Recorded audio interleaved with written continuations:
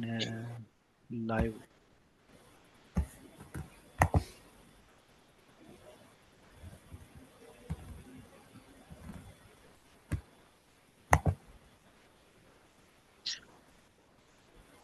One minute.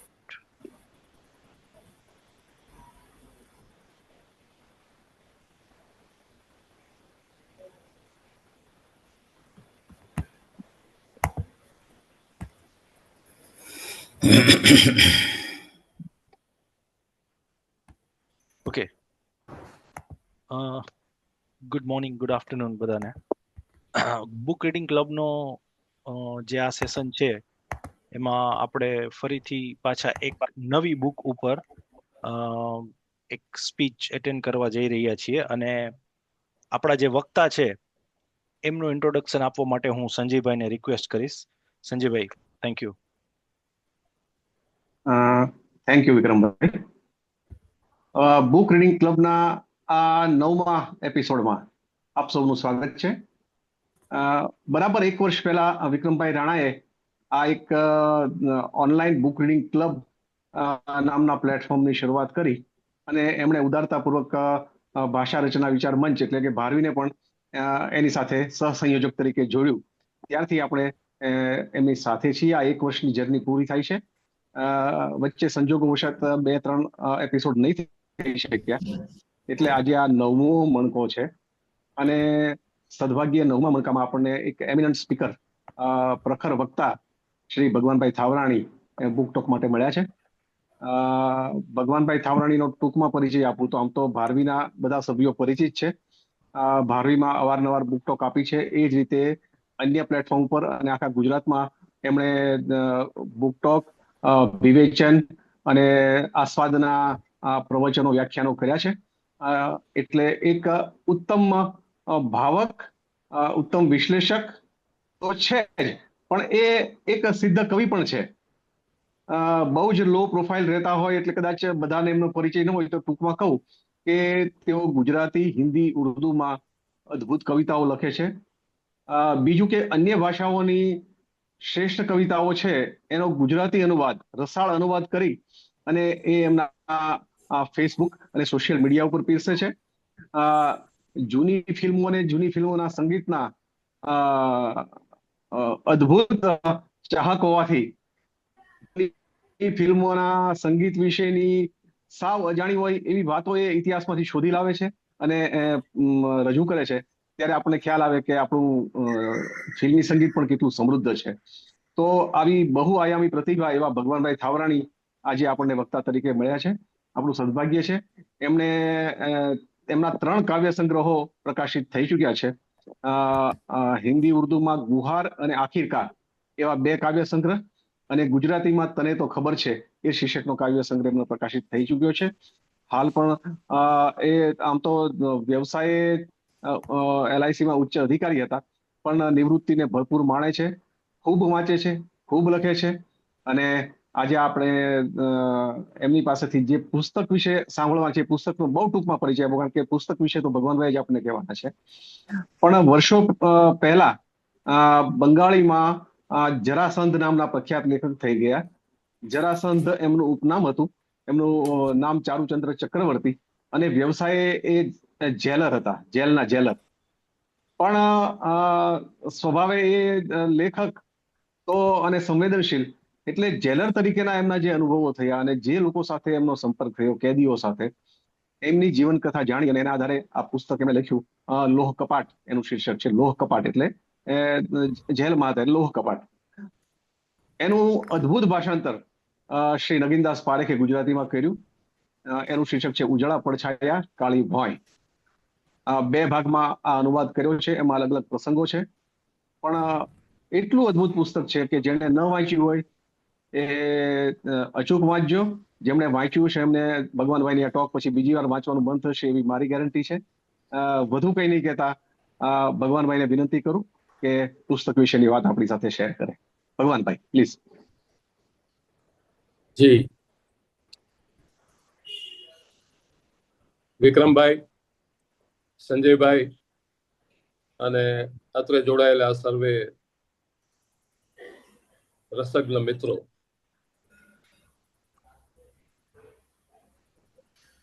સંજયભાઈએ કહ્યું એમ આજે વાત કરવાની છે એ પુસ્તકનું નામ છે ઉજળા પડછાયા કાળી ભોંય.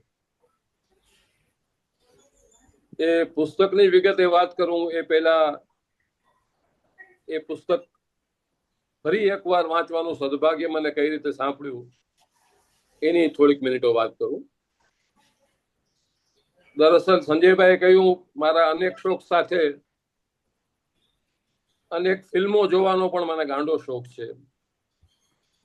વર્ષે ઓછામાં ઓછી 100 ફિલ્મો તો હું જોતો હોઈશ, અને એ ફિલ્મો પાછી લોકપ્રિય ફિલ્મો નહીં પણ મારી પસંદગીની ચુનિંદા ફિલ્મો. આવી એક ફિલ્મ બંદીની મેં જોઈ હતી વર્ષો પહેલા 60ના દાયકામાં, અને ત્યારથી મને એક ઈચ્છા હતી કે આ બંદીની ફિલ્મ જે વાર્તા પરથી બની છે એ વાર્તા મારે વાંચવી. તપાસ કરતા ખબર પડી કે એ બંદીની વાર્તા જે છે એના લેખક જરાસંધ નામના બંગાળી લેખક છે, અને એ વાર્તા વાંચવાની અભિલાષા આટલા વર્ષો સુધી મારા મનમાં ધરબાયેલી પડી હતી. અચાનક થોડાક દિવસ પહેલા મેં કુતૂહલવશ સંજયભાઈને પૂછ્યું, કારણ કે એ વાંચનના શોખીન છે, એમની પાસે પુસ્તકોનો બહુ ઉમદા સંગ્રહ છે એવું મેં સાંભળ્યું છે, જોયું નથી હજુ. એટલે મેં એમને કુતૂહલવશ પૂછ્યું કે તમારી પાસે આ જરાસંધનો જે સંગ્રહ જેમાં બંદીની વાર્તા સંમિલિત છે એ તમારી પાસે છે? ને એમણે કોઈ પણ પ્રકારના વિલંબ વગર બીજા કે ત્રીજા દિવસે મને આ પુસ્તક લાવીને મારા હાથમાં આપ્યું, ઉજળા પડછાયા કાળી ભોંય. આપણે આ પુસ્તક હું આપને દેખાડું. આ એ પુસ્તકનો પહેલો ભાગ છે, જેનું ભાષાંતર સંજયભાઈએ કહ્યું એ રીતે નગીનદાસ પારેખ સાહેબે કર્યું છે, અને આ એ પુસ્તકનો બીજો ભાગ છે, જે પહેલા ભાગ કરતા પાનાની સંખ્યામાં થોડોક નાનો છે. હવે રમૂજી વાત એ થઈ કે આ પુસ્તક પૂરેપૂરું વાંચ્યા પછી, પૂરેપૂરું માણ્યા પછી અને એનાથી અભિભૂત થયા પછી મને ખબર પડી કે પેલી બંદીની જે વાર્તા છે એ આ પુસ્તકનો હિસ્સો નથી. બંદીની જે છે એ જરાસંધના જ અન્ય એક પુસ્તક તામસી નામની નવલકથા ઉપરથી બંદીની ફિલ્મ રચાઈ છે. તો આવું અદ્ભુત પુસ્તક જે છે, મેં વર્ષો પહેલા 65ના દાયકામાં આ પુસ્તક જે છે એનો પહેલો ભાગ વાંચ્યાનું મને આછું પાતળું યાદ છે. આટલા વર્ષો પછી આ પુસ્તક સંપૂર્ણપણે વાંચ્યા પછી એક પ્રતીતિ મને થયા વગર રહેતી નથી, અને એ પ્રતીતિ એ કે ઉત્તમ સાહિત્ય જે છે એ ક્યારેય જૂનું થતું નથી, એનું મૂલ્ય શાશ્વત છે. પછી એ પુસ્તક આ જરાસંધનું ઉજળા પડછાયા કાળી ભોંય હોય કે લા મિઝરેબલ હોય કે ટોલ્સ્ટોયનું વોર એન્ડ પીસ હોય, આ બધા પુસ્તકો 50, 100 કે 150 વર્ષ પહેલા લખાયા હોવા છતાં એમનું મૂલ્ય શાશ્વત છે. એને ગમે ત્યારે વાંચીએ તો પણ આપણને એમ લાગે કે આપણે કશાક શ્રેષ્ઠમાંથી પસાર થઈ રહ્યા છીએ.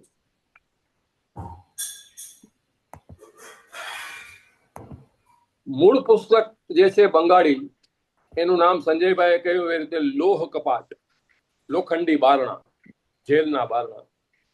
ને અનુવાદકે એનું રૂપાળું નામ આપ્યું ઉજળા પડછાયા કાળી ભોંય. આ અનુવાદકે આપેલું નામ પણ ખૂબ જ વિચાર કરતા કરી મૂકે એવું છે કે કાળી ભોંય એટલે કે જેલની જમીન, અને એના ઉપર જે ઉજળા પડછાયા વસે છે એની વાત આ પુસ્તકમાં છે. એટલે અનુવાદકને આ શીર્ષક માટે, અનુવાદ માટે તો ખરા જ, પણ આ શીર્ષક રાખવા માટે પણ જેટલા અભિનંદન આપીએ એટલા ઓછા છે.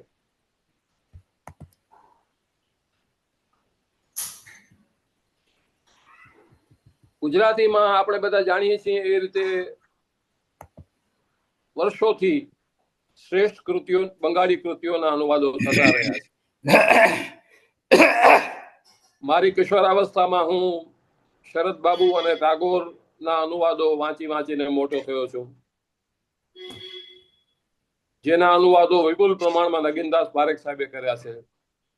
એ ઉપરાંત પણ ઘણા બધા બંગાળી લેખકો જેમ કે બિમલ મિત્ર છે, મહાશ્વેતા દેવી છે, મૈત્રેયી દેવી છે, આશાપૂર્ણા દેવી છે, સુનિલ ગંગોપાધ્યાય છે, આવા અનેક લેખકોના અનેક પુસ્તકો જે છે એના ગુજરાતીમાં અનુવાદ કરવાની એક પરંપરા રહી છે. બિમલ મિત્રના સાહબ બીબી ગુલામ ઉપરથી તો એક ફિલ્મ પણ ઉતરી છે, આપ સૌને વિદિત છે.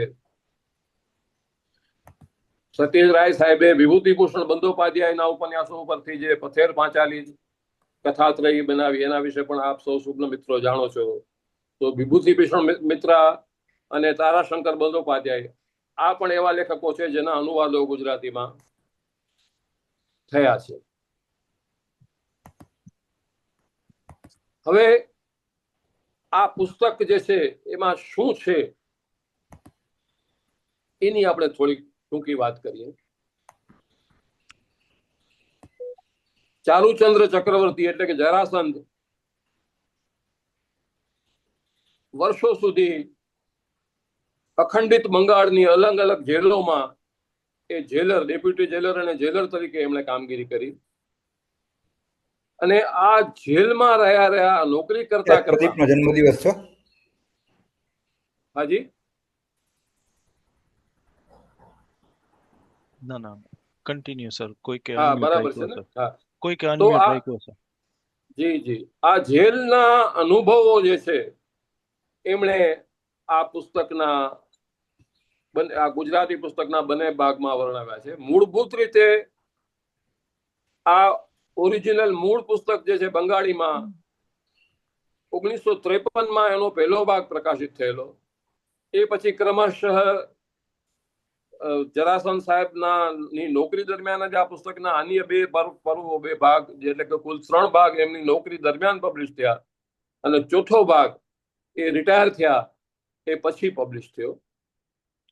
અને આ ચારેય ભાગનું સંયુક્તિકરણ કરી અને અનુવાદકે એ 2 ભાગમાં શરૂઆતમાં એની બૃહદ આવૃત્તિ બહાર પાડી 60, 64, 65ના દાયકામાં, અને એ પછી 1982માં એનું સંક્ષિપ્ત સંસ્કરણ જે છે એ પબ્લિશ થયું. સંક્ષિપ્ત સંસ્કરણ 2 ભાગમાં છે. પહેલો ભાગ લોકમિલા ટ્રસ્ટ દ્વારા પ્રકાશિત થયો અને બીજો ભાગ વોરા એન્ડ કંપની દ્વારા. પણ આ સંક્ષિપ્ત સંસ્કરણ છે એના પાનાની સંખ્યા પણ લગભગ 700 થી 750 છે. એટલે મને લાગે છે કે મૂળભૂત સંસ્કરણ જે છે એ તો 1000 પાનાનું ઓછામાં ઓછું હોવું જોઈએ.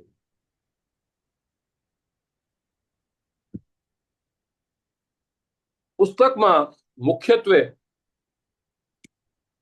જરાસંધને એટલે કે ચારુચંદ્ર ચક્રવર્તીને જે અલગ અલગ કેદીઓ એની સાથેના સંવાદ જે એમણે કર્યા, કારણ કે ચારુચંદ્ર ચક્રવર્તી માત્ર જેલર શબ્દ મનમાં આવે એટલે તરત જ આપણે આપણી આગળ એક કડક અને લોખંડી અને કંઈક અંશે નિર્દય વ્યક્તિત્વ આપણી નજર સમક્ષ કરવું થાય. પણ આ જરાસંઘ પોતે એક સંવેદનશીલ સમજદાર વ્યક્તિ હતા. એટલે આ બધા કેદીઓને રૂબરૂ મળી ને એમણે કરેલા ગુનાના કારણો ઊંડાણપૂર્વક એમણે તપાસેલા, એમને સાંભળેલા, કારણ કે એ બહુ ઉત્તમ શ્રોતા હતા. અને સારા સર્જક હોવા માટે, સારા માણસ હોવા માટે પણ શ્રેષ્ઠ શ્રોતા હોવું એ અત્યંત જરૂરી અને પહેલી શરત છે. અને જરાસંધ ઉત્તમ શ્રોતા હોવાના નાતે આ બધા કેદીઓ સાથે સંવાદ આચરીને એમણે કરેલા ગુના પાછળનો ઇતિહાસ, એના કારણો વગેરે જે છે એમણે જાણ્યા. અને એ કારણો જાણ્યા પછી એ ગુનેગારોના ચરિત્રનું ચરિત્રાંકન જે છે એમણે આ પુસ્તકના 700 પાના દરમિયાન કર્યું. પુસ્તકમાં કુલ એમણે જે ચરિત્રાંકન કર્યું એવા 30 પાત્રો છે. મહદઅંશે એ કેદીઓ છે, પણ કેદીઓ ઉપરાંત પણ જેલનો સ્ટાફ, જેલની આજુબાજુ રહેતા કર્મચારીઓ, એમના પરિચયમાં આવેલા પોલીસ અધિકારીઓ, એમના પરિચયમાં આવેલા જેલના અધિકારી હોવાના નાતે એમના પરિચયમાં આવેલા જે અન્ય પાત્રો છે એનું પણ એમણે ચિત્રાંકન આ નવલકથા કહો કે ચરિત્રાંકન લેખોનો સંગ્રહ કયો એમાં એણે બખૂબી કર્યું છે, અદ્ભુત કર્યું છે, પૂરેપૂરા હૃદયપૂર્વક કર્યું છે, કોઈ પણ પ્રકારની આળસ વિના અને કોઈ પણ પ્રકારની શરમ વિના. આ શેહ શરમ એટલા માટે લખું છું કે નોકરીમાં હોઈએ અને એવા પ્રસંગોનું વર્ણન કરવું કે જેમાં વ્યવસ્થાની ટીકા પણ આવે, જેલ સંચાલકોની ટીકા પણ આવે, પોલીસ ખાતાની ના જે અત્યાચારો છે એની વાત પણ આવે, એ આવું લખવું અને નોકરી દરમિયાન લખવું એ બહુ મોટી હિંમત માગી લે છે. અને એ હિંમત બદલ એમને સહન પણ ઘણું બધું કરવું પડ્યું છે, જેની વાત પણ આપણે અહીંયા આ વખતે એમાં કરીશું. પણ આ ગુનેગારોની વાત છે અને એમના ચહેરા પાછળ, એમના ગુના પાછળ સંતાયેલા વાસ્તવિક સત્યની વાત છે.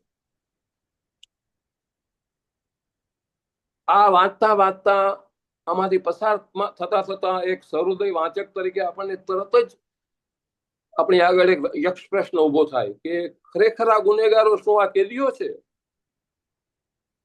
જવાબ અંતરમાંથી ઉદ્ભવશે ને અંતરમાંથી ઉદ્ભવતો જવાબ કદાચ ના હશે કે ના, ખરેખર આ ગુનેગારો, આ લોકોએ આવેશમાં, ક્ષણિક આવેશમાં, અથવા આ લોકો કઈ જન્મજાત ગુનેગારો નથી જેમની વાત આ કરે છે. ખરેખર આ ગુનેગારો કોક બીજા છે. અને એ ની વાત મભમ રીતે, એ કોઈ પણ પ્રકારની શરમ તો નથી રાખી, પણ તેમ છતાં છદ્મ રીતે એની વાત આ પુસ્તકના વર્ણનો દરમિયાન લેખકે કરી છે. આ જે પાત્રોને એમણે કવર કર્યા છે, જે લોકોને ના મુખોટા એમણે હટાવીને એમનું સત્ય બહાર પાડ્યું છે, એમાંના કેટલાકના આપણે નામ જોઈએ. એમના નામ છે યતીન, ધનરાજ તામાંગ, રહીમ, બદરુદ્દીન મુનશી, કાસમ ફકીર, પરિમલ ઘોષ, મેનાજદી, રતિકાંત, મલ્લિકા ગાંગુલી. આ જેલમાં જે કેદીઓ છે એમાં ઘણા બધા સ્ત્રી કેદીઓ પણ છે, અને સ્ત્રી કેદીઓમાં ફાંસીની સજા પામેલા સ્ત્રી કેદીઓ પણ સમાવિષ્ટ છે. મલ્લિકા ગાંગુલી, અફઝલ ખાન, ફટિક, સદાનંદ બ્રહ્મચારી, જ્ઞાનદા મલિક, જબ્બાર મુલ્લા, કાદર મુલ્લા, અપર્ણા ચેટર્જી, નકુલ સાંતરા, રાજા બહાદુર, કુસુમ વગેરે વગેરે. આ નવલકથામાં કેદીઓ ઉપરાંતના જે ચરિત્રોની એમણે વાત કરી છે એના નામ છે ડોક્ટર થાપા, મિસ્ટર રાય, મિસિસ ડોરા રાય, કાંચી, સંજય અને મીનુ, એલ્યુમિનિયમ સાહેબ, જેના વિશે આપણે અલગથી વાત કરીશું, ગુલામ મોહમ્મદ, હરે કૃષ્ણ હાલદાર, ભૂતનાથ ઘોષાલ નામના દરોગા, કાલુ ચૌધરી, વનાની, કાલી પ્રસાદ અને અભિલાષ બાબુ નામના એમના સહકાર્યકર જેલર. આ પાત્રોની વાત પણ એમણે પુસ્તકમાં કેદીઓની વાત સાથે વણી લીધી છે. મને આપણા કવિ અશરફ ડબ્બાવાલાનો એક શેર યાદ આવે છે. અશરફ ડબ્બાવાલાએ કહ્યું છે કે ડૂબી ડૂબીને ડૂબવાનું શું માણસમાં ભાઈ, ડૂબી ડૂબીને ડૂબવાનું શું માણસમાં ભાઈ, એક વેત ઉતરો ને ત્યાં તો તળિયા આવે. એટલે માણસમાં ડૂબીને કંઈ ખાટવાનું નથી, કંઈ પામવાનું નથી, એવી થોડીક સખત કહેવાય એવી વાત એમણે કરી છે. અહીંયા જેલર સાહેબ જે છે માણસમાં ઉતર્યા છે અને ઉતરીને જે મોતી પામ્યા છે એની વાત છે, તો અશરફ ડબ્બાવાલા જે છે એનાથી થોડીક અલગ વાત કરે છે. પણ આપણા કવિ રમેશ પારેખ પણ આ અને આવા લોકો વિશે કંઈક કહે છે. રમેશ પારેખ એમ કે છે કે અહીં નવઘણ કુવાની જેટલા ઊંડા છે માનવ મન, અહીં નવઘણ કુવાની જેટલા ઊંડા છે માનવ મન, છતાં એ સાધ દો તો ક્યાંકથી પડઘો મળી આવે, છતાં એ સાધ દો તો ક્યાંકથી પડઘો મળી આવે. આ પડઘા જે છે એ જરાસંઘ સાહેબે આ કેદીઓમાંથી એકઠા કર્યા છે. અત્રે એક ઉર્દુ શેર પણ મને પ્રસ્તુત લાગે છે, એટલે એનું રટન કર્યા વગર પણ નથી રહી શકતો. ઉર્દુના એક શાયરે એમ કીધું છે કે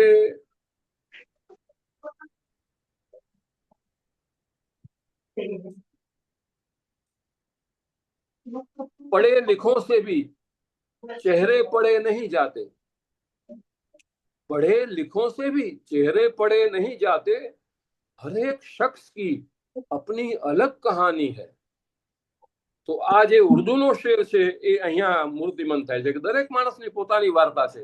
આપણને માત્ર આપણી નજર સમક્ષ ગુનો એને શું કર્યું એ નજરમાં આવે, પણ એને આ શા માટે કર્યું, એવા તે કયા સંજોગો હતા જેને માટે એ વ્યક્તિ અથવા એ ઇસમ આ કૃત્ય કરવા માટે મજબૂર બન્યો, એ કહાણી આ બધા પાત્રોની પાછળ છુપાયેલી છે. એક કહાણીના પર્દાફાશ જે છે એ જરાસંઘ સાહેબે આ પુસ્તકમાં કર્યા છે.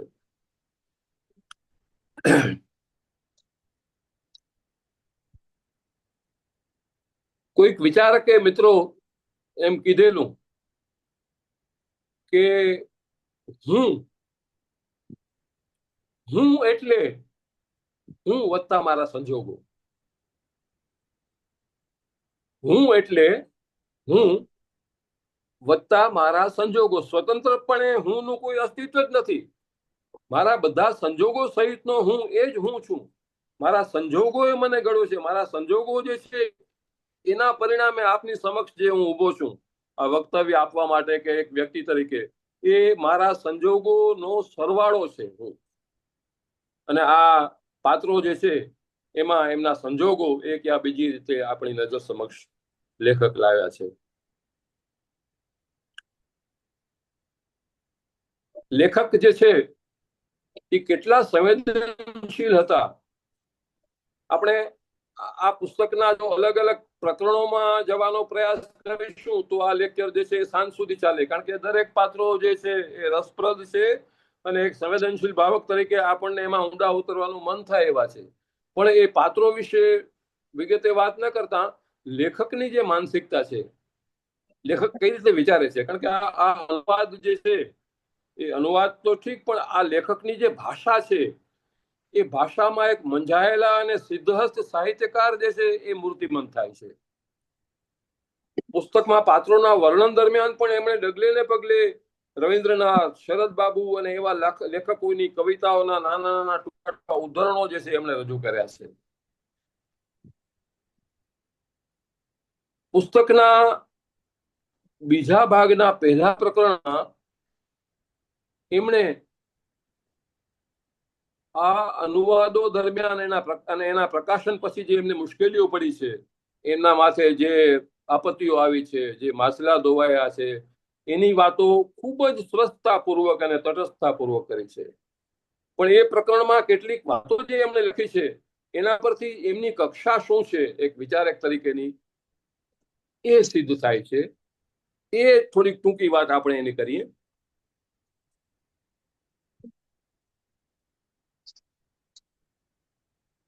એ પ્રકરણ જેમાં એમણે પોતાની આત્મવૃત્તાંત, પોતાની વાત કહી છે, એ પ્રકરણનું શીર્ષક છે થોડું અંગત. ને એમણે એમાં લેખક અને વાંચક વચ્ચેના સંબંધની વાત કરી છે. એ કહે છે સર્જનમાં અમુક પ્રકારનો આનંદ હોય છે. સર્જનમાં અમુક પ્રકારનો આનંદ હોય છે. એ આનંદ ગંભીર હોવા છતાં સ્થાયી બહુ ઓછો હોય. સર્જનનો આનંદ સ્થાયી બહુ ઓછો હોય, ધીમે ધીમે એ કપૂરની જેમ ઉડી જાય જો એ સર્જન ઉપર એક ઢાંકણ ન હોય તો. અને એ ઢાંકણ એટલે વાંચકની સ્વીકૃતિ. સર્જનને જ્યારે વાંચકની સ્વીકૃતિ મળે ત્યારે એ સર્જનનો આનંદ બેવડાય છે, અનેક ગણો બને છે. એની વાત બહુ સરસ શબ્દોમાં એમણે આ પ્રકરણમાં લખી. એ કહે છે કે જે આનંદ કેવળ મારો છે, જેમાં તમારો ભાગ નથી, તેમાં તૃપ્તિ ન હોય. જે આનંદ કેવળ મારો છે, તેમાં તમારો ભાગ નથી, એમાં તૃપ્તિ ન હોય. મને એકલાને મળ્યું તે તો કેવળ ભોગ. બીજાની સાથે વેચીને જે ભોગવ્યું તે ઉપભોગ. ભોગ અને ઉપભોગ વચ્ચેની જે પાતળી ભેદરેખા છે એમણે દોરી આપી છે. અને આ વાંચીને એમ થાય છે કે આમનું મનન, આમનું ચિંતન કેટલું ઊંડું છે. એ જ પ્રકરણમાં આગળ એક વાતને વર્ણવે છે. એક જવાબદાર અધિકારી હોવા છતાં લેખન જેવું તુચ્છ કામ કરવા બદલ એક સાથી અધિકારી એમને વ્યંગમાં કહે છે. એક પ્રસંગ એ ટાંકે છે કે ભાઈ તમે તો મોટા લેખક થઈ ગયા, કારણ કે સાથીઓ જે છે એ લેખક ન બની શક્યાની બળતરા પણ ક્યાંક ને ક્યાંક એમના મનમાં હોય. તો એક સાથી અધિકારીએ એમને એકવાર કટાક્ષમાં કહ્યું કે ભાઈ તમે તો લેખક છો, તો તમારા એકાદ બે પુસ્તક આપણા ઓફિસર્સની જે લાઇબ્રેરી છે એને ભેટમાં આપો ને. આ દાઢમાંથી એમણે કહ્યું. અને આવું કહ્યું ત્યારે એમણે જવાબ શું આપ્યો એ અગત્યનું છે. જરાસંઘ સાહેબે આ કટાક્ષ કરનાર અધિકારીને જવાબ આપેલો કે જુઓ સાહેબ, બે જાતના લેખકો ચોપડી પ્રેઝન્ટ આપે. બે જાતના લેખકો ચોપડી પ્રેઝન્ટ આપે. એક તો એવા જે મહેરબાની કરતા હોય, એ લોકો મનમાં ને મનમાં કહેતા હોય મારી ચોપડી વાંચો અને તમે કૃતાર્થ થાઓ, મારું પુસ્તક વાંચો અને તમે કૃતાર્થ થાઓ. આ પહેલો પ્રકાર. અને બીજા લેખકો એવા જે મહેરબાની માંગતા હોય, એ લોકોનું કહેવાનું એવું હોય કે મારું પુસ્તક વાંચો અને મને કૃતાર્થ કરો. અને પછી લેખક સાવ ધીમેકથી માસુમિયતથી કહે છે કે સાહેબ હું આ બંનેમાંથી કોઈ પણ વર્ગમાં આવતો નથી, માટે હું મારું પુસ્તક જે છે ભેટમાં નહીં આપું. તો આ એમનો વિચાર વિશ્વ છે અને આવી રીતે એ વિચારો વ્યક્ત કરે છે.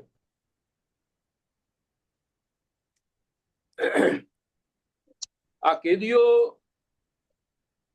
ની માનસિકતા વિશે આપણે વાત કરી કે આ કેદીઓમાંના મોટાભાગના લોકોને આપણને નિર્દોષ છોડી મૂકવાની ઈચ્છા. નિર્દોષ તો નહીં, પણ એમના અપરાધ પ્રત્યે આપણને બહુ રોષ કે આક્રોશ ન નીકળે. સમગ્ર પુસ્તકમાં બંને ભાગમાં કુલ 30 પ્રકરણ છે ને એમાંના 29 પ્રકરણમાં મોટા ભાગે એવા કેદીઓની વાત છે કે જેમના અપરાધ પાછળના સબળ કારણો છે.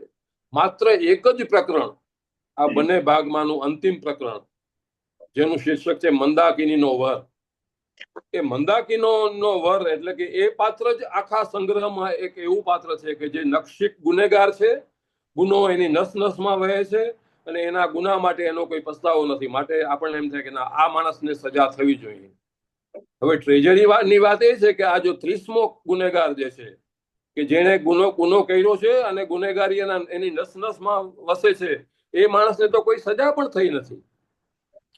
ખરેખર એ ગુનેગાર છે. અને આ લેખકના પુસ્તકો વાંચ્યા પછી એક પત્ર દ્વારા લેખકને ઉશ્કેરવા માટે, લેખકને કહેવા માટે કે જુઓ આ તમારા પાત્રો જે છે, આ બાજુ મારું પાત્ર જુઓ કે મેં ગુનો કર્યો છે, મને એનો કોઈ અફસોસ નથી અને હું મારા ગુનામાં નિર્દોષ છૂટી ગયો છું.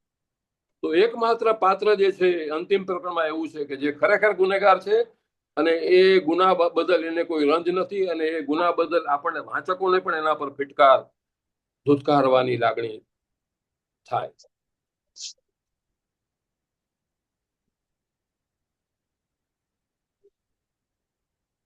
લેખક એક જેલમાં જ્યારે નોકરી કરતા હતા ત્યારે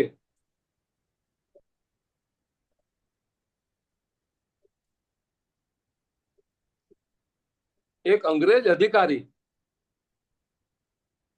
એમની જેલના કેદીઓનું સર્વેક્ષણ કરવા માટે સરકારે એમને એમની જેલમાં મોકલેલા.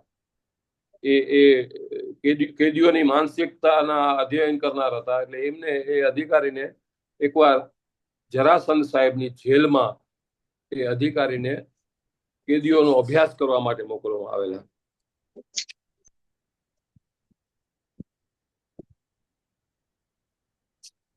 એમની જે વાત જે છે, હલો, બરાબર છે?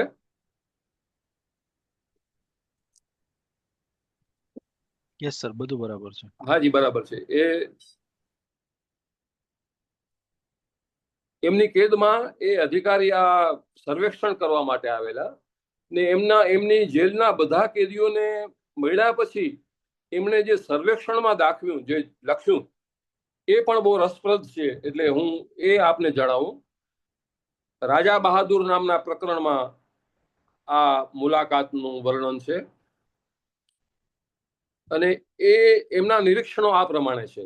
એમની આ પર્ટિક્યુલર જેલ જે છે એના કેદીઓ વિશેના નિરીક્ષણો આ પ્રમાણે છે કે જેને જન્મથી ગુનેગાર કહે છે એવો એક પણ કેદી મને મળ્યો નથી. જેને જન્મથી ગુનેગાર કહી શકાય એવો એક પણ કેદી, કારણ કે આ જેલમાં 700 થી 800 કેદીઓ હતા, અને એમાંના 100 કેદીઓ જે છે એને મળીને એનું વિશ્લેષણ અમને કરેલું. મને કે એમ કે છે કે એક પણ કેદી એવો નથી કે જે જન્મજાત ગુનેગાર હોય. અને એમના મતે હાલ જે કેદીઓ છે એ બધા કેઝ્યુઅલ ઓફેન્ડર્સ છે. ક્રિમિનલ તો એને કહેવાય જ નહીં. ક્રિમિનલ એને કહેવાય જેમને મન ક્રાઇમ, ધ્યાન અને જ્ઞાન અને સાધનાની વસ્તુ હોય, લોહીમાં ઉતરી ગયેલો હોય, સંસ્કાર હોય, અને એ અત્યાજીય ગુણ એમના જીવન દર્શનનો બની ગયો હોય, એને ક્રિમિનલ કહેવાય. આમાંના આવા ક્રિમિનલ કોઈ જ નથી. એમ લખે છે કે અહીં મેં જેમને જોયા તેમાંના મોટા ભાગના પરિસ્થિતિના દાસ છે. મેં અગાઉ કહ્યું ને કે હું એટલે હું વત્તા મારા સંજોગો. આ બધા કેદીઓ પરિસ્થિતિના દાસ છે. એમણે જે કંઈ કર્યું તે લોભમાં પડીને કે મુશ્કેલીમાં મુકાઈને અથવા જીવિકા માટે કર્યું છે, જેની પાછળ જીવનની કોઈ ઊંડી પ્રેરણા નથી. અને એ ઉમેરે છે કે ક્રિમિનલ તો એ છે, ક્રિમિનલ તો એ છે જેને મન ગુનો એ એક પ્રકારનું વર્ક ઓફ આર્ટ છે, કલા સર્જન છે. અંદરથી એને આપોઆપ હડસેલો આવે કે આ ગુનો કર્યા વગર મારે છૂટકો નથી, એને ગુનેગાર કહેવાય. ને આ બધામાંનો એક પણ વ્યક્તિ આવો ગુનેગાર નથી. આ જેલની વિઝિટ લેનાર એક અંગ્રેજ પર્યવેક્ષકના નિરીક્ષણો છે જે મેં આપને વાંચી સંભળાવ્યા.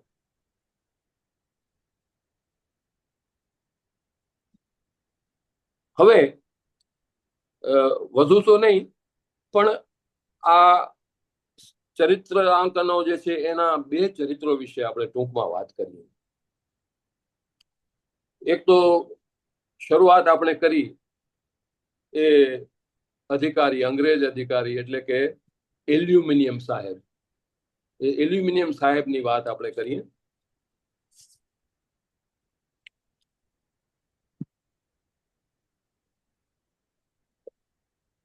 આ એલ્યુમિનિયમ સાહેબનું નામનું નાટક ભરતભાઈ યાજ્ઞિક, આપણા પ્રખ્યાત નાટ્યકાર, એમના દ્વારા તાજેતરમાં થોડાક મહિના પહેલા અહીંયા ભજવાયેલું સવાણી હોલમાં. અને એ નાટકના મુખ્ય પાત્ર એટલે કે એલ્યુમિનિયમ સાહેબની ભૂમિકા ભરતભાઈના સુપુત્ર રાજુભાઈ યાજ્ઞિકે ભજવેલી. એ એલ્યુમિનિયમ સાહેબ આ સંગ્રહમાં એક પાત્ર તરીકે હાજર છે. એ ખૂબ સરસ પાત્ર ભજવેલું. અને આપણને એ પાત્રનું ચરિત્રાંકન વાંચીને એમ થાય કે ઓહો, આવા માણસો પણ હતા એ જમાનામાં, જ્યાં એક બાજુ અંગ્રેજોની જોહુ કમી, એમની દાદાગીરી, એમના કડક અમલ વિશે જે છે ઘણી બધી ટીકાઓ છે, તો બીજી બાજુ આ એલ્યુમિનિયમ સાહેબ પ્રકારના એમની કક્ષાના અધિકારીઓ પણ હતા. અને આપણે એમ થાય કે આ કક્ષાના અધિકારીઓ જો વર્તમાન ભારતમાં પણ હોય તો કેવું સારું. તો એ એલ્યુમિનિયમ સાહેબ જે છે એની વાત કરીએ. એ ગોરા ડિસ્ટ્રિક્ટ મેનેજર હતા. મૂળભૂત રીતે એ મિલિટરીમાં હતા. મિલિટરીમાં કોઈક છમકલા દરમિયાન એમના મગજમાં ગોળી વાગેલી, અને એ ગોળી કાઢી અને મગજમાં એલ્યુમિનિયમની પ્લેટ ફિટ કરવામાં આવેલી પરમેનન્ટ ધોરણે. માટે એમનું નામ જે છે ધીમે ધીમે કાળક્રમે એલ્યુમિનિયમ સાહેબ પડી ગયેલું. એ એલ્યુમિનિયમ સાહેબ જે છે બહુ રસપ્રદ વ્યક્તિત્વ છે. એની આપણે વાત કરીએ તો એ ડિસ્ટ્રિક્ટ મેનેજર, અમસ્તો જેલનો નિયમ હોય છે, હજુ પણ હશે, કે ડિસ્ટ્રિક્ટ મેજિસ્ટ્રેટ એટલે કે કલેક્ટર દર અઠવાડિયે જેલની મુલાકાત લે અને બધું બરાબર ચાલે છે એનું નિરીક્ષણ કરીને જતા રહે. આ દર અઠવાડિયે જેલની મુલાકાતે એલ્યુમિનિયમ સાહેબ હતા અને એ ડિસિપ્લિનના કડક આગ્રહી હતા. પણ એ નાના માણસને અન્યાયના પાછા પ્રખર વિરોધી પણ હતા.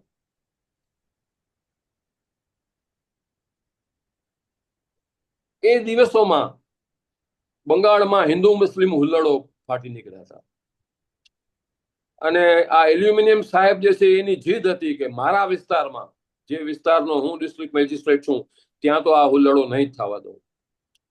એટલે એમને એનો સરસ એક રસ્તો શોધી કાઢ્યો કે એ જમાનામાં સમાજના આગળ પડતા માણસોને અંગ્રેજો દ્વારા ઇલકાબ આપવામાં આવતા અને જો એ હિન્દુ હોય તો એને રાય બહાદુરનો ઇલકાબ આપવામાં આવતો અને મુસ્લિમ હોય તો ખાન બહાદુરનો ઇલકાબ આપવામાં આવતો. આ એલ્યુમિનિયમ સાહેબે એકવાર હુલ્લડો રોકવા માટે જે છે જે રણનીતિ તૈયાર કરી એ પ્રમાણે હતી કે એમણે આખા વિસ્તારના બધા રાય બહાદુરો અને બધા ખાન બહાદુરોને એક જગ્યાએ એકઠા કર્યા અને એમને સૂચના આપી, બલકે ચીમકી આપી કે મારા વિસ્તારમાં આ હુલ્લડો ન થવા જોઈએ અને ન થાય એ જોવાની જવાબદારી હું આજથી તમને સોંપું છું અને આ જવાબદારીનું જો તમે પાલન ન કર્યું તો આ જેલના જે 500-700 કેદીઓ ભેગા તમે 150-200 રાય બહાદુરો પણ અહીંયા આવી જશો, એની પણ હું તમને ખાતરી આપું છું. હવે આ બધા સમાજના અગ્રણીઓ અને હુલ્લડો ક્યાં કેવી રીતે કોના દ્વારા થાય છે એની નસ આ માણસ પછાણતા હતા. એમણે આ લોકોને રાય બહાદુર અને ખાન બહાદુરને સૂચના આપી અને મજાની વાત એ છે કે એ પછી એમના વિસ્તારમાં ક્યાંય કોઈ પણ પ્રકારના હુલ્લડો થયા જ નહીં. તો આ એલ્યુમિનિયમ સાહેબ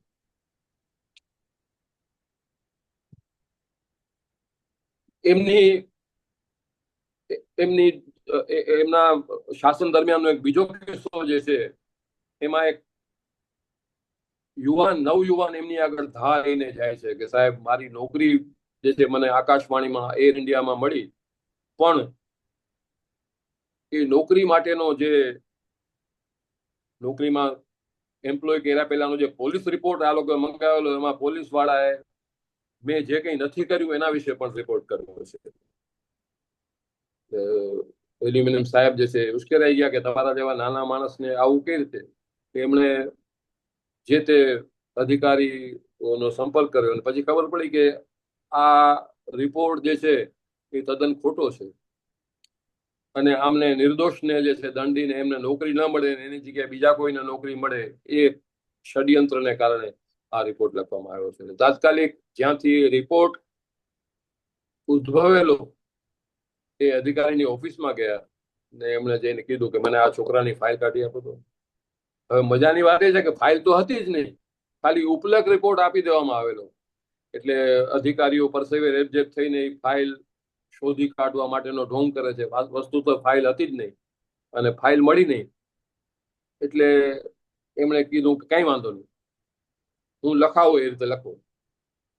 ને એમણે પોતે માથે બેસીને એવું લખાયું કે ફાઇલ મળી ગઈ છે અને અમારાથી ભૂલથી આવો રિપોર્ટ લખાઈ ગયો છે. ખરેખર આ છોકરાને બદલે બીજા કોઈક છોકરા વિશેની વાતો અમે લખી નાખી છે. આ છોકરામાં એવું કોઈ ગુનાખોરીનું તત્વ છે નહીં. કોઈકે એમને પૂછ્યું કે ભાઈ ફાઇલ મળી નહીં તેમ છતાંય તમે ફાઇલ મળી છે એમ કેમ લખાવ્યું?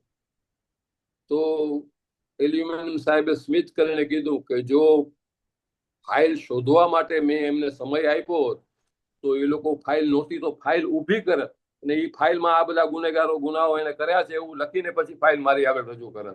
એમને કૃત્રિમ ફાઇલ, નકલી ફાઇલ, જાલી ફાઇલ ઊભી કરવાનો મોકો મારે નહોતો આપવો અને માટે જે છે એ ફાઇલ ને અવગણી અને મેં રિપોર્ટ આપ્યો. તો આવા આ એલ્યુમિનિયમ સાહેબ, અને આપણે એમ થાય કે આવા એલ્યુમિનિયમ સાહેબો ડગલે ને પગલે હોય તો કેવી મજા આવે. ભલે એ કડક શિસ્તના આગ્રહી હતા પણ સત્યનો પક્ષ લેનારા પણ હતા. તો આ એલ્યુમિનિયમ સાહેબની વાત.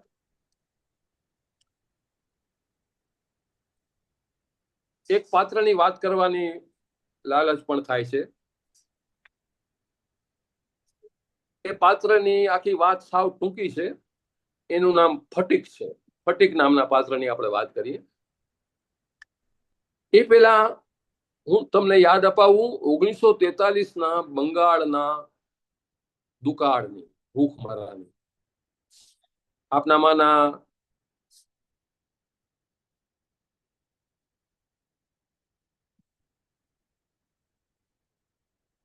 ઘણાને ખ્યાલ છે કે 43ના દુકાળમાં 20 લાખથી માંડીને 30 લાખ માણસો ભૂખમરા અને એના આનુષાંગિક આફતોથી મરી ગયા હતા. બંગાળમાં, અખંડ બંગાળમાં 20 થી 30 લાખ લોકો ભૂખે અથવા કોલેરાથી, ભૂખમાંથી પેદા થયેલા રોગના કારણે મરી ગયા હતા. વિભૂતિભૂષણ બંદોપાધ્યાય નામના બંગાળી લેખકે અશાની સંકેત નામની એક નવલકથા આ દુકાળ વિશે લખી છે. અને એ નવલકથા ઉપરથી અશાની સંકેત નામની ફિલ્મ પણ સતીશ રાય એમની પથેર પાંચાલીની કથા ત્રયી પછી તરત જ બનાવી હતી. હવે કરુણતા એ છે કે આ દુકાળ જે છે એ ખરેખરો દુકાળ નહોતો, એ માનવ સર્જિત દુકાળ હતો. એ વખતે બંગાળમાં કઈ બલકે બંગાળને તો એ જમાનામાં આખા ભારત માટે ખોરાક પૂરું પાડવા માટેનું એક મોટું ગોદામ કહેવામાં આવતું. એ બંગાળમાં એ વર્ષે લીલોતરીની, પાણીની કોઈ અછત નથી. તેમ છતાં આ ભૂખમરાથી 20 થી 30 લાખ લોકો મર્યા. કારણ એ કે એ 43ના દાયકામાં આ અનાજ જે બંગાળમાં પેદા થયું એ ટ્રેનો ભરી અને બ્રિટિશ આર્મીને જે યુદ્ધના મોરચે લડતી હતી, આ ટ્રેનો ભરીને લોકોને, એના પેદા કરનારા, એના ઉત્પાદકોને આ અનાજથી વંચિત રાખી અને આ અનાજ જે છે એની ટ્રેનો અને ટ્રકો ભરીને મિલિટરી મોરચે અંગ્રેજ સૈનિકો માટે રવાના કરવામાં આવેલા. અને માટે આ દુકાળ હતો. અને 20 થી 30 લાખ લોકો મૃત્યુ પામે એ દુકાળ એટલે કેવો ભીષણ હશે એની કલ્પના જ કરવાની રહી. તો સંપૂર્ણપણે માનવ સર્જિત, બલકે જો સ્પષ્ટ કહીએ તો એ અંગ્રેજ શાસન સર્જિત દુકાળ અને ભૂખમરો હતો. એ ભૂખમરા દરમિયાનની જેલની વાત જે છે એ આ જરાસંઘ સાહેબે કરી હતી કે એમની જેલમાં લગભગ 1000 કેદીઓ હતા. અને આ કેદીઓ માટેનો ખોરાક જે છે એ ધીમે ધીમે ઘટવા લાગ્યો. અને એવી નોબત આવી કે છેલ્લે ચોખાની 10-12 ગુણીઓ જ રહી. અને 1000 કેદીઓને રોજે રોજનો ખોરાક પૂરો પાડવો, એમાં રોજની 12-15 ગુણી તો જોઈએ. એટલે એ બહાવરા બનીને ડિસ્ટ્રિક્ટ મેજિસ્ટ્રેટ સાહેબ પાસે ગયા, જે અંગ્રેજ હતા. ચોમેર અનાજની અછત.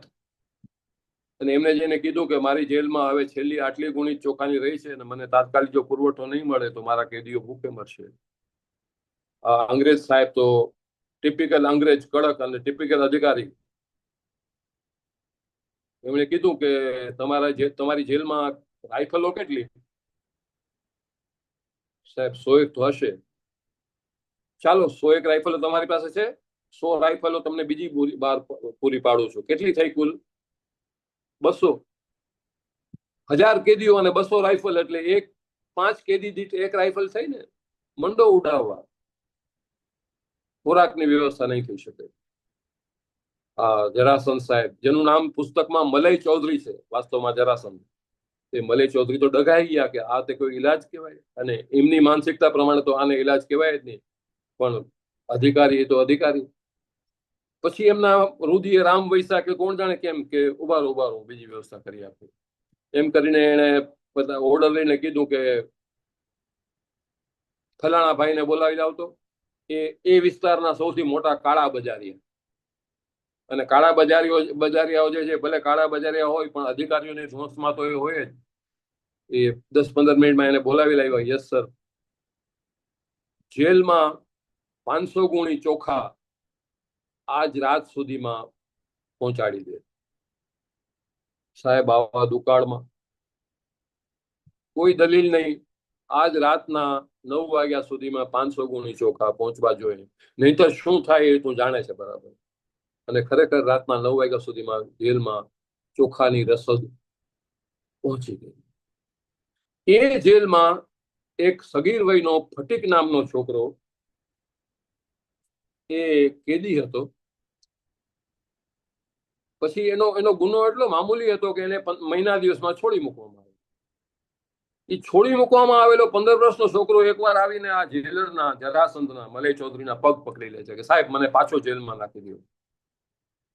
અરે પણ તને તો છોડી મૂક્યો છે, તું તો છૂટી ગયો છો. હા પણ સાહેબ હું છૂટીને ગયો અને બહાર ગયો તો મારા ભાઈ, કાકા, બાપા, મા બધા ભૂખમરાથી મરી ગયા છે. ગામમાં જો મારી પાસે રૂપિયા 2 રૂપિયા છે એનાથી કઈ ખોરાક તો મળતો નથી, એટલે લોકો ભૂખે મરી રહ્યા છે. એના કરતા જેલમાં 2 ટંક ભોજન તો મળે. જેલર કે પણ કોઈ પણ ગુના વગર કોઈને જેલમાં નાખવા માટે જે છે હું અક્ષમ છું. એ જેલમાં એના માટે વોરંટ જોઈએ, પોલીસનો રિપોર્ટ જોઈએ, તો જ તેને જેલમાં નાખી શકાય. હું શું કરું? કે સાહેબ ગમે તેમ કરો, હું ભૂખે મરું છું, પૈસા આપતા પણ ગામમાં કઈ મળતું નથી, મોટા ભાગના માણસો ટપોટપ મરી રહ્યા છે, એટલે મને પ્લીઝ જેલમાં લઈ લો. આ પાછા સંવેદનશીલ કરવું શું? રસ્તો શોધી કાઢે છે. એ પેલા પોલીસ અધિકારીને સંદેશો મોકલાવે છે કે આ એક છોકરો ઘરે આવ્યો છે, એને મારું ધ્યાન ન હોય એ રીતે મારા ખિસ્સામાંથી મારું પાકીટ શેરવી લેવાનો પ્રયત્ન કર્યો છે. જુઓ ને આનું શું થાય. એનો ઈરાદો એ હતો કે પાકીટ શેરવી લેવાના ગુના બદલ જો આની ધરપકડ થાય અને એ બાને પણ જો આ જેલમાં આવતો હોય તો આ ભૂખમરામાંથી બચી જાય. હવે આ જરાસંધ સાહેબની જે ટ્રેજેડી કમ કોમેડી એ છે કે પેલા પોલીસ અધિકારીએ જે છે એને પાકીટ ચોરવા બદલ બરાબરની ધોલાઈ કરીને મારીને પછી છોડી મૂક્યો અને પછી આને રિપોર્ટ કરવા આવ્યા કે સાહેબ આવા નાના નાના ગુનેગારોને રાખવા માટે જેલમાં જગ્યા ક્યાં છે, ને અત્યારે તો અનાજની અછત છે, એટલે ખવડાવશો શું? એટલે મેં તો એની બરાબરની ધોલ ધપાટ કરી અને એને મારી રીતે સજા આપીને છોડી મૂક્યો છે. જરાસંધ સાહેબ જે છે એની હાલત કાપો તો લોહી ન નીકળે. પણ આ ફટીકનો પ્રસંગ જે છે એ પણ મને એમ લાગ્યું કે આપ લોકો સાથે શેર કરવો જોઈએ, એટલે એ ફટીકનો પ્રસંગ. હવે અંતમાં આ અનુવાદક વિશેની થોડીક વાત જે છે એ કરવી જોઈએ. હું પોતે સિદ્ધસ્થ તો નહીં, પણ અનુવાદક છું, માટે અનુવાદકની મુશ્કેલીઓ શું છે અને કોઈ પણ અનુવાદને સાંગોપાંગ બીજી ભાષાના વાચકોના હૃદય સુધી પહોંચાડવા માટે કેટલી તકલીફો પડે છે એનો થોડો ઘણો ખ્યાલ બને છે. તો આ નગીનદાસ પારેખ સાહેબ એ સાચા અર્થમાં ગુજરાતી ભાષાના સાક્ષર કહેવાય એવા સાક્ષર હતા. માત્ર અનુવાદક કહીને એમનું અવમૂલ્યાંકન કરવા જેવું નથી. એમણે અલબત્ત સેંકડો પુસ્તકો, શરદ બાબુ અને રવિન્દ્રનાથ ટાગોરના સેંકડો પુસ્તકો, એ ઉપરાંત અંગ્રેજી અને સંસ્કૃત ગ્રંથોના પણ અનુવાદો કર્યા છે. દરઅસલ કહું તો હું એમના અનુવાદો વાંચતા મોટો થયો છું. એમના મૂળ શંકર ભટ્ટના, રમણલાલ સોનીના, ગોપાલ રાવ વિદ્વાંસના આ બધા ગુજરાતીના પ્રતિષ્ઠિત અનુવાદકો છે. પણ આ નગીનદાસ પારેખ એક નોખું જ વ્યક્તિત્વ હતું. રણજીતરામ પારિતોષિક વિજેતા અને સાહિત્ય અકાદમીના પુરસ્કારના વિજેતા પણ. 1993માં એમનું અવસાન થયું. પણ એ મુઠ્ઠી ઊંચેરા સર્જક હતા અને દરેક ગુજરાતી ગર્વ લઈ શકે એ પ્રકારના વિવેચક, સંપાદક અને અનુવાદક હતા. બંગાળીમાં એ શાંતિ નિકેતનમાં ભણ્યા છે, વિશ્વ ભારતીમાં, અને એમને એક મુઠ્ઠી ઊંચેરા સાક્ષર કહેવામાં કોઈ પણ પ્રકારની અતિશયોક્તિ નથી. એવા નગીનદાસ પારેખનો આ અનુવાદ છે. લોહ કપાટ નવલકથા ઉપરથી એક ફિલ્મ પણ બની છે 1957માં. તપન સિંહા નામના બંગાળીના પ્રતિષ્ઠિત ડાયરેક્ટર છે, એમણે આ વાર્તા ઉપર ફિલ્મ બનાવી છે. કોઈ પણ પ્રકારના સબટાઇટલ્સ વગર એ યુટ્યુબ પર ઉપલબ્ધ છે, એટલે બંગાળી જાણતા હો અથવા સબટાઇટલ્સ વિનાની ફિલ્મ જોવામાં જેને રસ હોય એ આ ફિલ્મ યુટ્યુબ પર જોઈ શકે છે. એ ફિલ્મમાં એક નાનકડી ભૂમિકામાં આપણી હિન્દી ફિલ્મની જાણીતી અભિનેત્રી માલા સિંહા પણ છે. મેં તાજેતરમાં એ ફિલ્મ જોવાનો પ્રયત્ન કર્યો, અડધી ફિલ્મ જોયું, પણ એ ફિલ્મ પણ જેને રસ હોય એ જોઈ શકે છે. મને લાગે છે કે ઘણી બધી વાતો મેં કરી, ઘણી બધી વાતો ન પણ કરી શક્યા સમયના અભાવે, અથવા વાચકો જે છે એની રસ ખેતી થાય, એ સળંગ જે છે લાંબુ વક્તવ્ય જે છે કે સાંભળવાની સહન શક્તિની પણ એક મર્યાદા હોય છે, હું સમજુ છું. માટે પણ મને ખાતરી છે કે આ સાંભળ્યા પછી તમારામાંના ઘણા બધા લોકો જે છે એ ઉજળા પડછાયા કાળી ભૂમિ પુસ્તક જે છે એની શોધખોળ કરશે. સંજયભાઈ પાસે તો એ ઉપલબ્ધ હશે જ, કારણ કે સંજયભાઈ પાસે હાલ સુરત એ બંને ભાગ મારી પાસે છે. પણ આ પુસ્તક જે છે, જો તમારે ભીતરેથી હલી જવું હોય, જો તમારે વિચલિત થવું હોય, જો તમારે માણસ એટલે શું એ જાણવું હોય, અને માણસ એટલે માત્ર ગુનેગાર નહીં એ સિવાયનું ઘણું બધું, તો આ પુસ્તક આપ સર્વે અવશ્ય વાંચવું જ રહ્યું. ધન્યવાદ. That's all.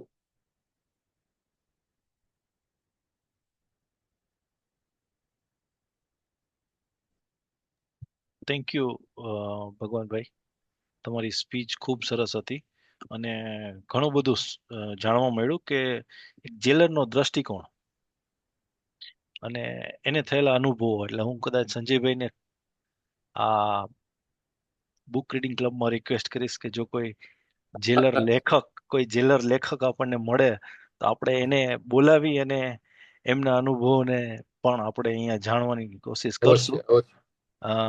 તો કોઈને ઓડિયન્સમાંથી કોઈને કંઈ ક્વેશ્ચન્સ પૂછવાનો હોય તો ઓપન પ્લેટફોર્મ છે, ભગવાનભાઈને ક્વેશ્ચન્સ પૂછી શકે છે આ પુસ્તક બાબતે અથવા તો એમના કોઈ બીજા પુસ્તક બાબતે.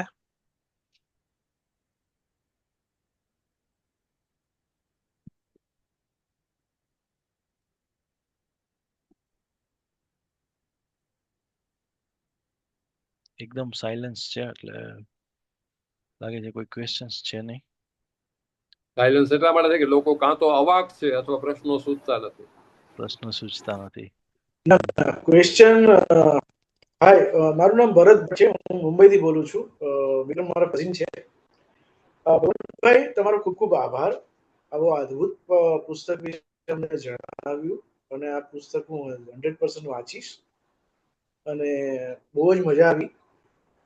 ગંભીર વિષય કરતા પણ એક અલગ જ વિષય ઉપર આવું પુસ્તક લખાયું છે એની જાણ થઈ અમને, એટલે થેન્ક યુ વેરી મચ.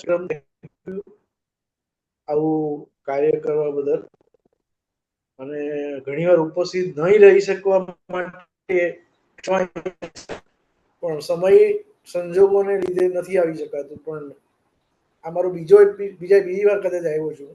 9 એપિસોડમાંથી બીજો એપિસોડમાં આવ્યો છું, પણ એટલે મને ગુમાવ્યાની ઓલું અનુભવ થાય છે કે મેં ગુમાવ્યું છે. પણ ખૂબ આશા છે અને આવા પુસ્તકો વિશે માહિતી મળતી રહે. અને હું ઈચ્છું છું કે આમાં ઘણીવાર છે ને પુસ્તકોના રેફરન્સ કે તમે ફિલ્મના રેફરન્સ આપ્યા છે, try and put it in WhatsApp નામ અને એટલીસ્ટ છે ને ઘણીવાર મિસ થઈ જાય આપણે, કારણ કે વિચારતા પણ હોઈએ સાથે સાંભળતા વિચારવાની ટેવ આપણે બહુ હવે વધી ગઈ છે. એટેન્શન સ્પાન બહુ ઓછો થયો છે બધાનો, આપણે પણ એમાં આવી ગયા છીએ. તો જે મિસ થઈ ગયું હોય કદાચ કે એક ફિલ્મનું કંઈક બોલ્યા તમે યુટ્યુબ પર કે આ ફિલ્મ જોવા જેવી છે, મેં અડધી જોઈ છે, એ હું નામ મિસ કરી ગયો ફોર એક્ઝામ્પલ. કારણ કે આવી માહિતી હું તો સર્ફિંગ દરમિયાન મને માહિતી આવે, જેમ કે પુસ્તકનું નામ મેં ટાઈપ કરી નાખ્યું, ઓલી જે ફિલ્મ બંગાળીમાં બની છે સત્યજીત રેવાડી, એ મેં ગૂગલમાં માર્ક કરીને બુકમાર્ક કરી દીધું. એ હું તરત કરી લઉં એટલે શું છે કે પછી ભૂલાઈ ન જવાય. અને આમાંથી કંઈક તો લેવું જ, આમાં તો ઘણું બધું લેવાનું હોય છે. બંદીની પછીની એક ફિલ્મ કીધી, અસાન કેવું કંઈક છે નામ, અશાની સંકેત કેવું કંઈક છે. હા, એ મેં બુકમાર્ક કરી દીધી. બુક તો બુકમાર્ક કરી જ લીધી છે. એટલે ઘણી વાર તો પીડીએફ મળતી હોય તો હું એ ડાઉનલોડ કરીને રાખી જ દઉં છું, પછી મૂળ પૂરતી જ્યારે મળે ત્યારે. કારણ કે ઘણી વાર શું છે ટ્રાવેલિંગમાં તમને એ વાંચવા મળી જાય તો એટલીસ્ટ તમને એ ઓલી રહી જાય કે કાંઈક તો વાંચ્યું, કે અત્યારે જાણ્યું અને થોડુંક વાંચી લીધું, તો વાંચવું તો પડે ભાઈ. એટલે શ્વાસ એવા કરતા વાંચવું વધારે અગત્યનું થઈ ગયું છે. એટલે ઘણી વખત શું થાય છે કે કોલ સમયના અભાવે એટેન્ડ નથી કરી શકાતો, હું સમજુ છું. અને એટલા માટે જ છે ને આ દરેક જે આપણી સ્પીચ છે ને એની મેં યુટ્યુબ ચેનલ રાખી છે, ને યુટ્યુબ ચેનલ ઉપર દરેક ટોક જે છે ને દરેક સ્પીચ હું અપલોડ કરું છું. એટલે તમને કોઈ પણ ને આજનો જે સ્પીચનો ટોપિક હતો એ પણ થોડા દિવસ પછી યુટ્યુબ ચેનલ ઉપર આવી જશે. ધ બુક્સ રીડિંગ ક્લબ નામની જે યુટ્યુબની ચેનલ છે, તો એના ઉપર પાછળ જે એપિસોડ થયા છે એના બધાના રેકોર્ડિંગ અપલોડ છે, તો હમ. જેને જોવા હોય એ રિફર Okay. કરી શકશે, અને ભવિષ્યના દરેક કોલ જે છે એ પણ યુટ્યુબ ઉપર આવી જશે. હમ. એટલે એકચ્યુઅલી મને એટલો બધો ઇન્ટરેસ્ટિંગ સબ્જેક્ટ લાગ્યો, પણ શું છે ખબર છે, એક બહુ આપણને ઘણીવાર આપણે ગુજરાતીઓને થતું હશે કે ગુજરાતી ફિલ્મો છે કે એ કેમ સાહિત્ય પર બેઝ નથી બનતી. ઇવન હિન્દી ફિલ્મો, બંગાળી ફિલ્મો બને છે, કેરળ ફિલ્મ બને, મલયાલમ ફિલ્મો છે, હંમેશા સાહિત્ય બેઝડ હોય. તો એક કદાચ ખોટું પણ હોઈ શકે, પણ તમે જયારે રાઇટ્સ લેવા જાઓ ને, તો તમારે તમારું જે બજેટ હોય ને, એક ફિલ્મ બનાવવાનું જે બજેટ હોય ને, એ હલી જાય. માફ કરજો, બહુ એટલે મારા તો બહુ જ પ્રિય લેખક ઝવેરચંદ મેઘાણીની એક ટૂંકી વાર્તાને રાઇટ્સ લેવા જાઓ ને સાહેબ, તો તમે ફિલ્મ ના બનાવી શકો. તો અહીંયા ક્યાંક તમારા જેવા મૂર્ધન્ય લેખકો અને અનુવાદકો અને આટલા બધા, આમાં ક્યાંય વચ્ચેનો સ્ત્રોત જ નથી. તો પાર્ટનરશીપ હોય કે એવું બની શકે. એટલે હજી તો હું બહુ જ અર્લી સ્ટેજ પર છું આ બધા માટે. એટલે હું મારી પછી ઓરિજિનલ લખ્યા કરું છું કે ભાઈ આપણું ઓરિજિનલ હોય તો લખી લેવાનું, ફિલ્મની સ્ક્રીન પ્લે લખવાનું, ઓરિજિનલ ક્રિએશન કરો. કારણ કે આ તમારી વાત સાંભળતા હતા, એક બહુ જ અદ્ભુત નવલકથા આજથી 10 વર્ષ પહેલા મેં વાંચેલી, વેરા વેરાની છાયણી. ચુનીલાલ મળ્યા. કદાચ તમને લોકોને ચુનીલાલ મળ્યાની અદ્ભુત, એટલે સાહેબ હજી પણ મારા માનસ પટલમાં ફિલ્મ તરીકે ચાલે જ છે હજી. એટલે એકવાર ટ્રાય કરી હતી, પણ એટલે એટલા બધા પૈસા માંગવામાં આવે છે કે, અને હું એને ડિસરિસ્પેક્ટ નથી કરતો, હું જરા પણ. એટલે ફોર એક્ઝામ્પલ એક કલાકાર છે, તમે એને સાઇન કરવા જાઓ એમ કે હું તો 1 કરોડ રૂપિયા લઈશ. ભાઈ 1.5 કરોડમાં તો ગુજરાતી પિક્ચર બનાવો ને ત્યારે માંડ રિકવરી થાય છે. એટલે તમે જો 1 કરોડ રૂપિયા લઈ લો તો 1.25 કરોડ રૂપિયાની ઉપર તો મેકિંગ થતું હોય છે. અને જો રાઇટર એની ઉપર 50 લાખ રૂપિયા માંગી લે, હું ના નથી પાડતો, આના બે રસ્તા આવી શકે. એક હોય કે ભાઈ ચલો તમે ફિલ્મ બનાવો છો ને, અને આટલા પર્સન્ટેજ રાખો, 20 લાખ રૂપિયા આપો મને, અને 30 લાખ રૂપિયાની પાર્ટનરશિપ કરો. તમારું પુસ્તક છપાઈ ગયું છે, વંચાઈ ગયું છે, વખણાઈ ગયું છે, બધું જ થઈ ગયું છે. હવે એની એવી આવૃત્તિ બની રહી છે જેને લાર્જર દેન લાઈફ કે અત્યારનું જનરેશનને ખબર પડે છે. તો એટલે આ મારી એક ખબર નહીં અડાપો હતો કે ખબર નહીં કઈ હતું, જે પણ હતું, I just share with you. એટલે તમારા લોકો સાથે કર્યું છે. એટલે આ એવું પ્લેટફોર્મ છે જ્યાં તમે બોલી શકો છો. એટલે I am happy to share that. Thank you મને સાંભળવા બદલ. અને ભગવાનભાઈ, આપનો ખૂબ ખૂબ આભાર. Thank you. Thank you very much. Sanjivbhai, 2 શબ્દો. ખૂબ ખૂબ આભાર ભરતભાઈ, સરસ વાત કરી. અત્યારે હું જોઉં છું તો આપણે 15 લોકો જોડાયા હતા. એમાં 2-4 તો મિત્રો જાણીતા છે. હિતેશભાઈ જાજલ છે, જે પોતે આપણે કહીએ કે ઉત્તમ વાચક છે, ભાવક છે. દીપકભાઈ બડગામા છે. બીજા મિત્રોના નામ છે પણ હું બધાને ઓળખતો નથી. પણ જે આશયથી વિક્રમભાઈએ આ પ્લેટફોર્મ શરૂ કર્યું છે, એમાં એવું છે કે એક ગ્લોબલ પ્લેટફોર્મ બનાવવું કે દુનિયામાં ક્યાંયથી પણ જોડાઈ શકે. અત્યારે આ ટેકનોલોજીની ફેસિલિટી અવેલેબલ છે, તો એક સાથે આ જેમ ભરતભાઈ મુંબઈથી જોડાયા છે, એમ પરદેશના પણ કોઈ એને સમય અનુકૂળ હોય તો જોડાઈ શકે. અને અત્યારે લાઈવમાં ન જોડાઈ શકે તો એ પાછળથી એનો વિડીયો પણ જોઈ શકે એવી વ્યવસ્થા એમણે કરી છે યુટ્યુબ ઉપર. તો આ પ્લેટફોર્મની બધાને માહિતી આપશો. લગભગ દરેક મહિનાના 3જા રવિવારે આ સેશન યોજાય છે. હજુ એને વ્યાપક સ્તરે લઈ જવાનો એમનો પ્લાનિંગ છે. એટલે થોડા વધુ વાચકો અને થોડા વધુ શ્રોતાઓ આમાં જોડાય એવો પ્રયત્ન આપણે સૌ કરીએ. ભગવાનભાઈનો ખૂબ ખૂબ આભાર. હવે બીજા કોઈ પ્રશ્નો ન હોય તો પછી એ સેશન પૂરું કરીએ. ઓવર ટુ વિક્રમભાઈ. લાગતું નથી કે બીજો કોઈ પ્રશ્ન છે, તો વિક્રમભાઈ. હા, લાગતું નથી કે બીજા કોઈ પ્રશ્ન છે, તો આપણે અહીંયા અત્યારે આ કોલ પૂરો કરીએ. Thank you. આની link YouTube the book reading club ઉપર આવી જશે. તમે ચેનલ સબસ્ક્રાઇબ કરશો તો એ તમને નોટિફિકેશનમાં મળી જશે. થેન્ક યુ ભગવાનભાઈ, તમારો ખૂબ ખૂબ આભાર. Right sir, thank you very much. Thank you. Thank you. Thank you.